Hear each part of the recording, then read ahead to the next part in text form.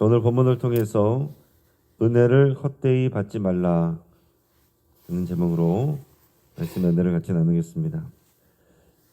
어떤 산악인이 절벽을 오르다가 발을 헛디뎌서 절벽 아래로 떨어졌습니다.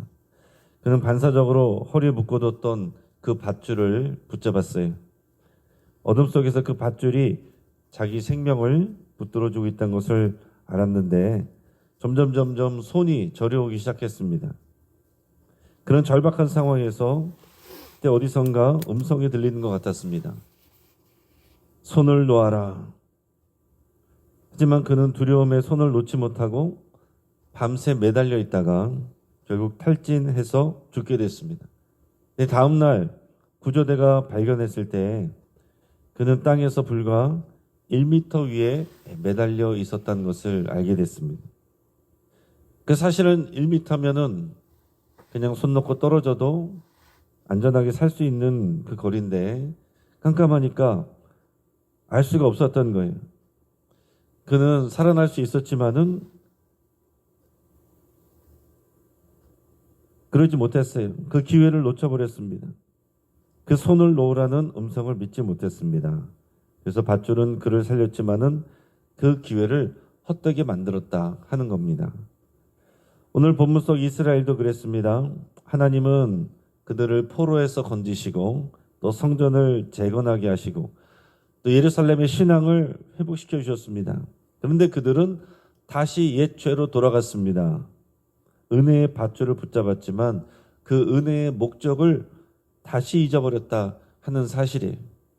오늘 본문은 에스라가 돌아와서 보니까 정말 귀한 마음으로 열정을 가지고 돌아왔는데 이 땅에 먼저 돌아온 사람들이 그 나라와 민족이 멸망하게 만든 그 일을 또다시 행하고 있다. 이방 사람들과 통혼을 하고 그들의 우상을 받아들이고 있다 하는 것을 알게 되고 지도자급들이 그 일을 앞장서서 하고 있다는 것을 듣고서는 지금 통탄하면서 지금 자기 옷을 찢고 이 저녁 제사하는 시간에 하나님 앞에 무릎 꿇고 두 손을 들고서 하나님 앞에 기도하는 그 장면 가운데 그 기도의 내용이 오늘 본문의 내용입니다. 오늘 9절 말씀을 먼저 같이 읽겠습니다. 시작. 우리가 비록 노예가 되었사오나 우리 하나님이 우리를 그 종살이하는 중에 버려두지 아니하시고 바사 왕들 앞에서 우리가 불쌍히 여김을 잊고 소생하여 우리 하나님의 성전을 세우게 하시며 그 무너진 것을 수리하게 하시며 유다와 예루살렘에서 우리에게 울타리를 주셨나이다. 아멘. 자, 우리가 비록 노예가 되었사오나 또 우리 하나님이 우리를 그 종살이하는 중에 버려두지 아니하셨다. 사실은요, 이 바벨론에서 이 이스라엘 사람들이 그 애굽에 있었던 것처럼 그렇게 막 종노릇하고 그러진 않았습니다. 물론 애굽에 있을 때도 처음부터 그랬던 건 아닙니다. 애굽에 처음 들어갈 때는 손님으로 들어갔고요. 나중에 요셉이 죽고 나서 왕이 바뀌면서 요셉을 알지 못하는 왕이 세워지면서 이제 점점 중다해지는 이스라엘 민족이 이제 핍박을 받게 되고 그 애굽 땅에서 종노릇을 하게 된 건데 이 바벨론 땅에 이제 포로로 잡혀갔을 때는 포로로 잡혀갔지만은 이 이스라엘 백성들, 이 남유다 백성들만 잡혀온 게 아닙니다. 그 당시에 바벨론이 여러 나라 많은 나라들을 또 침략하고 정복하면서 여러 나라 많은 민족들의 그 백성들을 다 이제 데려온 그런 상황이었어요. 그 사람들을 거기서 다 노예로 쓰는 것이 아니고요. 대부분 데려온 사람들은요.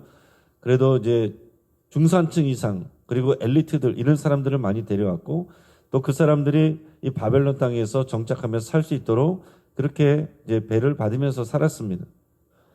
그러나 지금 에스라는 그것을 노예라고 표현하고 종살이하는 삶이라고 이렇게 표현을 하고 있습니다. 그렇지만 하나님께서 우리를 버려두지 아니하시고 바사 왕들에게 은혜를 있게 하셨다. 그래서 지금 소생케 하시고 돌아오게 하셔서 예루살렘에서 우리의 울타리를 다시 주셨습니다. 회복케 하셨습니다. 이렇게 고백을 하고 있습니다.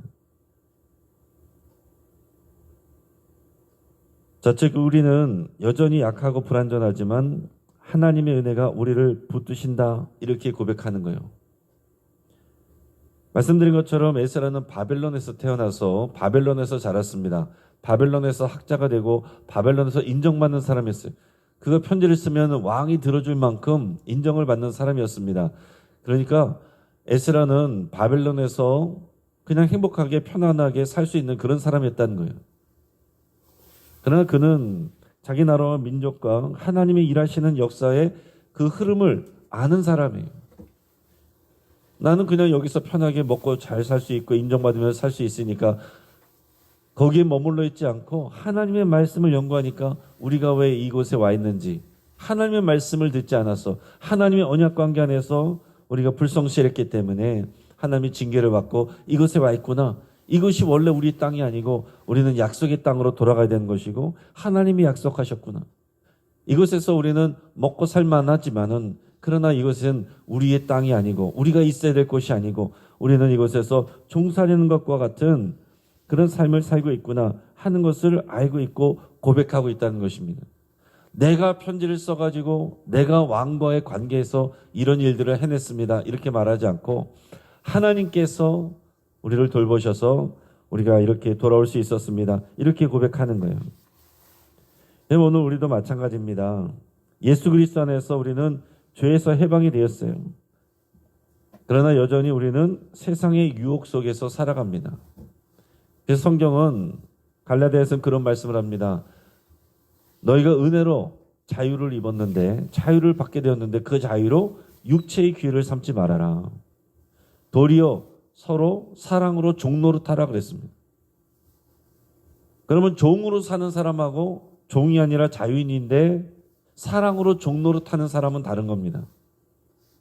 또 자유를 입었는데 그 죄의 종노릇하는 사람하고는 또 다른 거죠.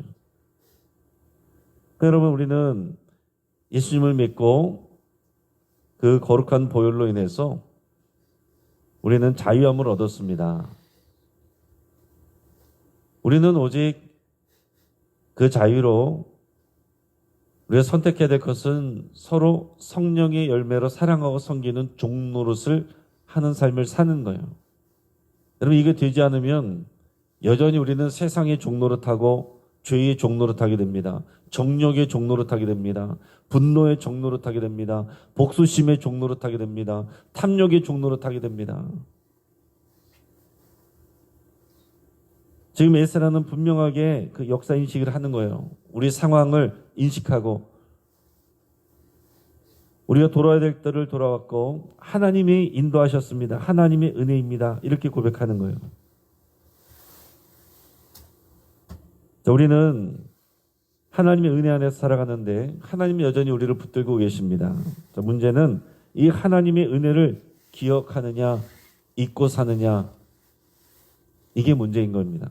우리는 날마다 우리 하나님의 은혜로 살아가고 있다는 것을 계속 생각하고 고백하고 하나님 안에서 하나님을 인식하고 그리스도 안에서 살아가는 이 믿음이 필요한 거예요. 이거 없으면 가만히 있으면 우리는 어딘가에 자꾸 얽매이게 됩니다. 이어서 우리 10절에서 12절까지 말씀 같이 읽겠습니다. 우리 하나님이여 이렇게 하신 후에도 우리가 주의 계명을 저버렸사오니 이제 무슨 말씀을 하오리까? 전에 주께서 주의 종 선지자들에게 명령하여 이르시되 너희가 가서 얻으려 하는 땅은 더러운 땅이니 이는 이방 백성들이 더럽고 가증한 일을 행하여 이 끝에서 저 끝까지 그 더러움으로 채웠음이라. 그런즉 너희 여자들을 그들의 아들들에게 주지 말고 그들의 딸들을 너희 아들들을 위하여 데려오지 말며 그들을 위하여 평화와 행복을 영원히 구하지 말라. 그리하면 너희가 왕성하여 그 땅의 아름다운 것을 먹으며 그 땅을 자손에게 물려주어 영원한 유산으로 물려주게 되리라 하셨나이다. 아멘. 자, 10절에서 말씀합니다. 고백할 때에 하나님이 우리에게 이렇게 은혜를 베풀으셨는데 우리가 주의 계명을 다시 버렸습니다. 이제 무슨 말씀을 하오리까? 우리는 죄인입니다. 하나님 앞에 범죄했습니다. 계속 이 회개의 기도를 하는 거예요. 지금 저 사람들은 잘못했고 우리는 잘하고 있습니다가 아니라 우리 민족이 하나님 앞에 범죄하고 있습니다. 이걸 회개하며 고백하고 있는 거예요. 그러면서 지금 무엇을 상기하고 있냐면 하나님과의 그 언약 관계를 어긴 것을 말씀하고 있는 겁니다. 그 옛적의 선지자들, 주의 종 선지자들에게 전에 주께서 명령하여 이르신 것, 그것은 하나님이 모세를 통하여 이 백성과 언약을 맺고 약속의 땅으로 들어갈 때 지켜야 될 그 약속들을 말씀하는 거예요. 그 언약, 그리고 그 율법의 말씀, 그것을 당부했던 신명기의 내용들, 그거를 말씀하는 거예요. 자, 하나님과의 언약을 맺는 내용은 하나님만을 우리의 하나님으로 고백하고 다른 신들을 섬기지 않는 것입니다. 그리고 하나님의 말씀에 순종하는 겁니다. 그거를 이제 간추려 놓은 것이 십계명이죠. 십계명이에요. 다른 우상들을 섬기지 않고 절하지 않고 우상을 만들지도 않고 안식일을 기억하여 거룩하게 지키고 여호와 이름을 망령되이 일컫지 않고 살인하지 않고 간음하지 않고 도적질하지 않고 부모를 공경하고 거짓 증거하지 않고 탐욕하지 않고 하나님 말씀 가운데 의롭게 사는 것을 말하는 겁니다. 근데 여기서 지금 강조하는 건 뭐냐면 그 중에 하나는 그 땅에서 통혼하지 않는 것입니다. 자, 이방 사람들과 통혼하지 않는 것. 그 땅에 들어갈 때 하나님께서 말씀하신 게 뭐냐면 우리가 이 하나님의 말씀을 모르면 어떤 생각들을 갖냐면 하나님은 정복자인가, 이스라엘은 정복자인가, 또 침략하는 자들인가, 이런 생각들을 합니다. 왜냐하면 그곳에 원래 가나안 땅 원주민들이 살고 있었잖아요. 근데 하나님께서 이스라엘 사람들을 그곳으로 보내시면서 그곳에 있는 사람들을 다 몰아내고 그곳을 차지하게 하셨단 말이에요. 그러면서 이것을 휴머니즘적으로 생각을 하면 하나님께서 너무하신 것 아니냐, 이렇게 생각할 수 있습니다. 근데 하나님이 말씀하신 내용이 여기 정리된 건 뭐냐면 그 땅이 하나님 앞에 더러움과 죄악과 가증함으로 이 땅에서 저 끝까지 채워져 있다라고 말씀하고 있어요. 그래서 하나님은 그 땅을 거룩하게 하시고 구별된 거룩한 백성을 통해서 거룩한 하나님 나라를 만드시고자 하는 게 하나님의 계획입니다. 그래서 하나님은 그 땅의 백성들을 다 내보내게 하셨고, 또 하나 중요한 건 뭐냐면은 그 땅의 백성들과 통혼하지 말라고 하셨어요. 이건 그냥 결혼의 문제가 아닙니다. 그들과 통혼하면 어떻게 되냐면 그들의 우상을 자꾸 받아들이게 돼요. 그들의 우상에 젖어들게 돼요.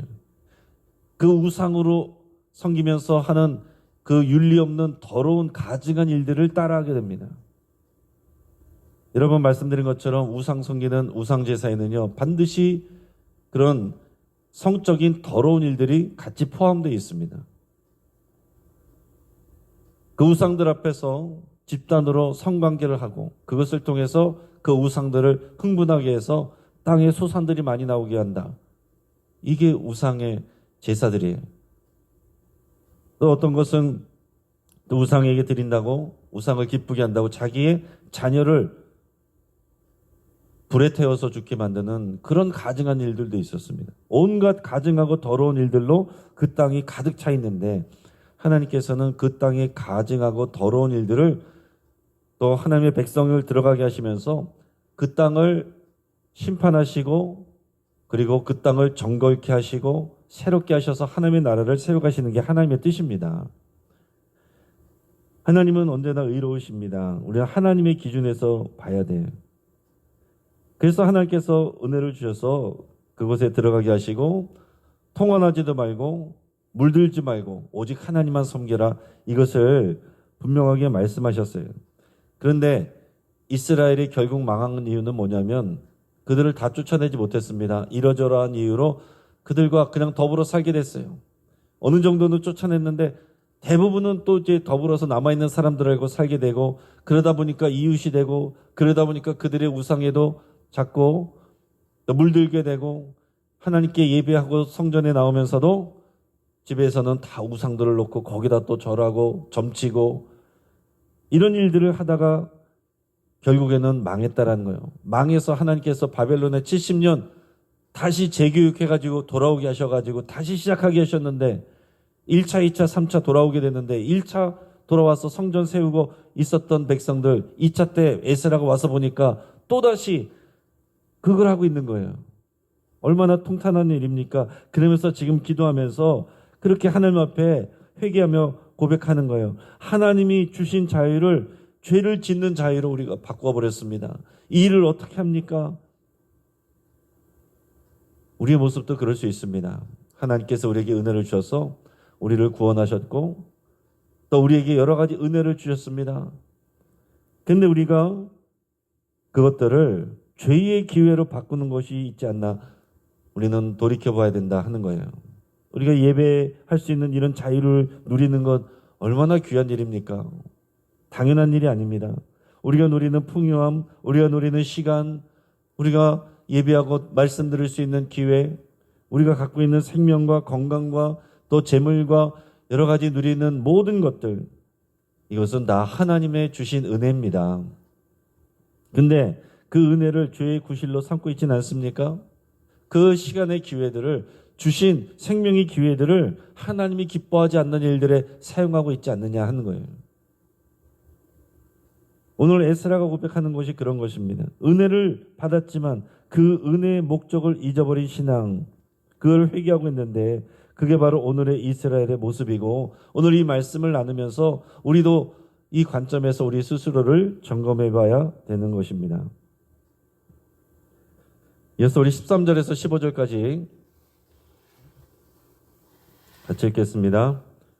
우리의 악한 행실과 큰 죄로 말미암아 이 모든 일을 당하였사오나 우리 하나님이 우리 죄악보다 형벌을 가볍게 하시고 이만큼 백성을 남겨주셨사오니 우리가 어찌 다시 주의 계명을 거역하고 이 가증한 백성들과 통혼하오리까? 그러면 주께서 어찌 우리를 멸하시고 남아 피할 자가 없도록 진노하시지 아니하시리까? 이스라엘의 하나님 여호와여, 주는 의로우시니 우리가 남아 피한 것이 오늘날과 같사옵거늘 도리어 주께 범죄했으니 이로 말미암아 주 앞에 한 사람도 감히 서지 못하겠나이다 하니라. 아멘.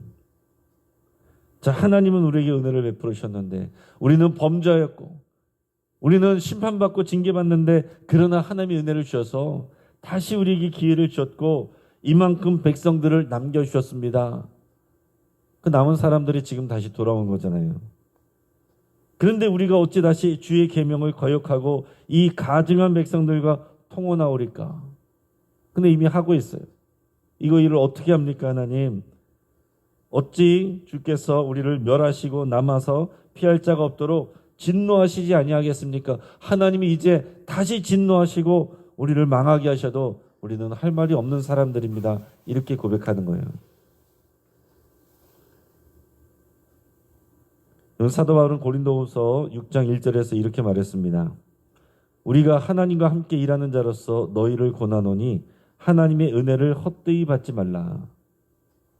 헛되이란 말은 헬라어로요 케노스인데 즉 비어있는 의미를 잃은 그런 뜻입니다.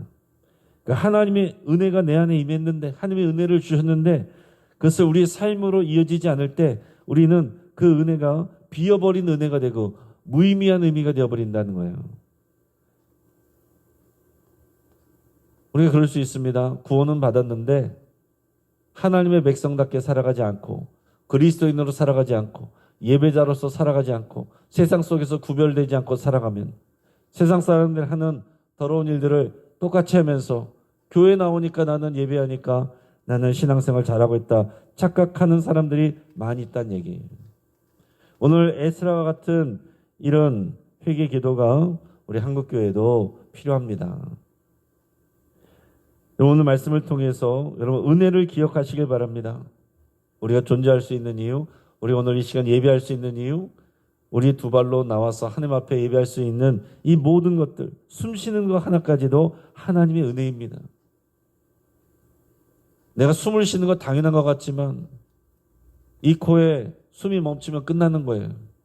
심장이 뛰는 거 당연한 게 아니고, 폐가 호흡하는 게 당연한 게 아니고, 간이 해독하는 게 당연한 게 아니고, 신장이 움직이는 게 자기 역할하는 게 당연한 일이 아닙니다.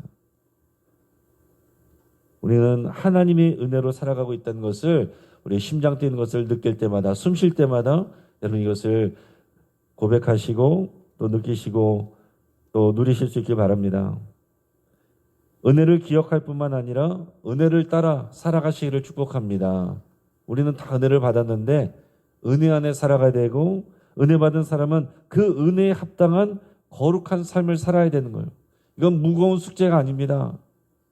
하나님은 우리를 거룩한 하나님의 백성 되게 하는 특권을 주신 거예요.